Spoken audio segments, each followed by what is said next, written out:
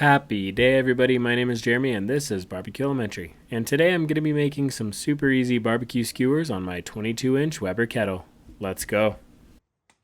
First off, a big thank you to every one of you who has been tuning in regularly. I really appreciate all the input, feedback, and recommendations you send my way.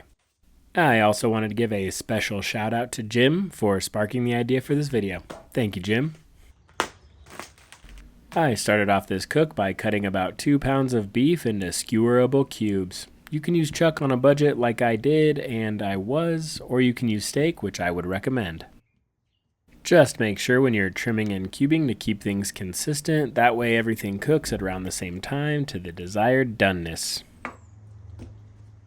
Once the beef was all cubed up and looking solid, it was time to start the marinade.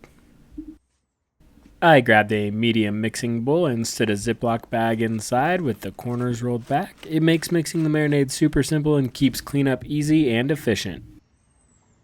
To make the marinade, I started with half of a cup of bourbon, followed by a half of a cup of Heinz tomato ketchup, followed by 2 tablespoons of light brown sugar.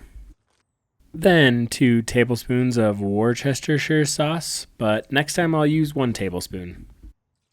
Then 1 tablespoon of apple cider vinegar. Then grab some smoked paprika and take out 1 teaspoon, followed by a teaspoon of garlic powder. And finally a teaspoon of kosher salt and a half a teaspoon of fresh ground black pepper. Then I gave it a good mix in the bag and pulled out about a half of a cup of the mixture to make a glaze with later.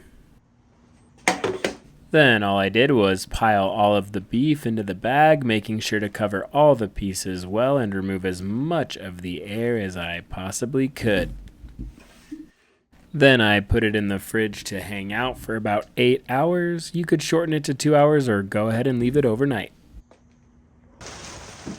After 8-ish hours, it was time to get ready for the cook.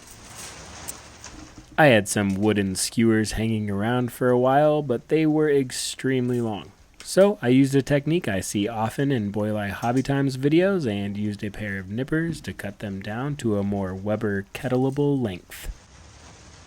Just make sure you score with the nippers and then snap with your fingers instead of cutting straight through with the nippers because, well,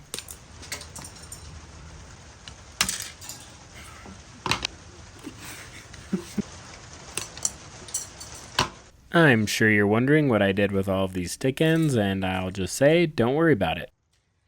Once all the skewers were the right size, I gave them a little bath for about 30 minutes. This will make sure that they won't burn up in the kettle or from dragon fire.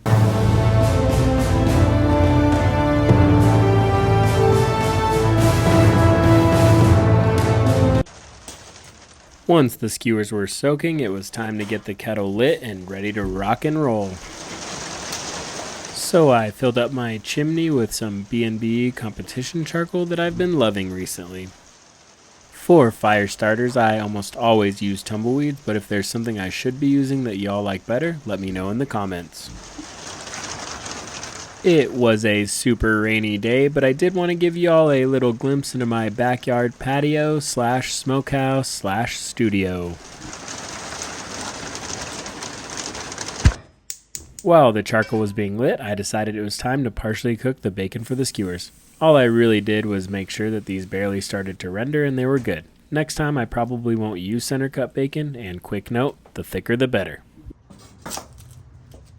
After the bacon was ready for the skewers, I prepped some vegetables as well. I decided to be really simple and use red onion as well as some red and orange bell peppers, but you could really use anything that you want if you go ahead and try out this recipe. And after everything was prepped, it was time to assemble the skewers. This part is really simple. All I did was just kind of make sure to alternate and mix up the ingredients, but with the bacon I made sure to snake it around rather than wrapping it around the meat, that way the surface of the beef would be exposed to the smoke and flames.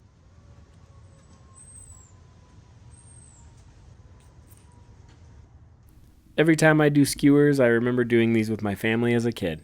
It was always really fun to grab whatever I wanted to personalize my own little meal, and honestly, nothing has changed. This process is still a really good time, and I had a lot of fun doing it.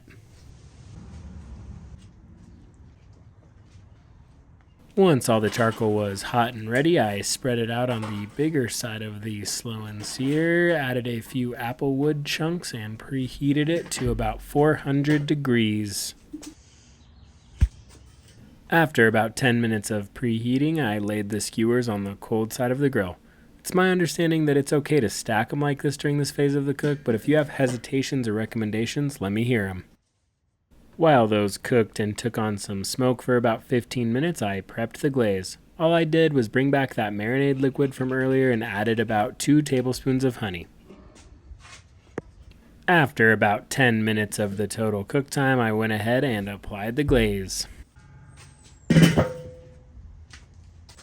After about 10 more minutes, the beef was temping at around 130 degrees and it was time to ramp up the heat a bit. All I did was make sure the skewers were each able to get about 30 seconds each side over the hot charcoals to get a little bit of a char, and after that, they were all ready to come off. Now the only thing left to do was to let them rest for about 10 minutes and then dig in. After resting, it was time to check them out to see how we did and give some grades. Cook-wise, I'd give this a B. It was simple, fun, and really started to get some creative juices flowing for more skewer ideas. And they looked great. They had a nice char and color on the meat with nice contrasting pops of color from the veggies. But seeing is one thing, it was time to give them a taste. I'm gonna be honest. This is one of those rare cooks where I ended up a little disappointed.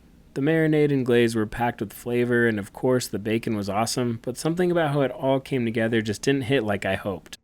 I couldn't quite put my finger on it, but I think the sweetness with the beef and smoke was just not all that appetizing. So I'm going to give this finished product an F, unfortunately, but still encourage all of you still watching to get out there and put some stuff on skewers this weekend. And as for me, I'm going to get back in the lab on this one to see what happened. I'll report back when I get it right. And as always, thanks a million for tuning in. Make sure to like, comment, and subscribe if you haven't to follow me along on my adventures through Barbecue Elementary.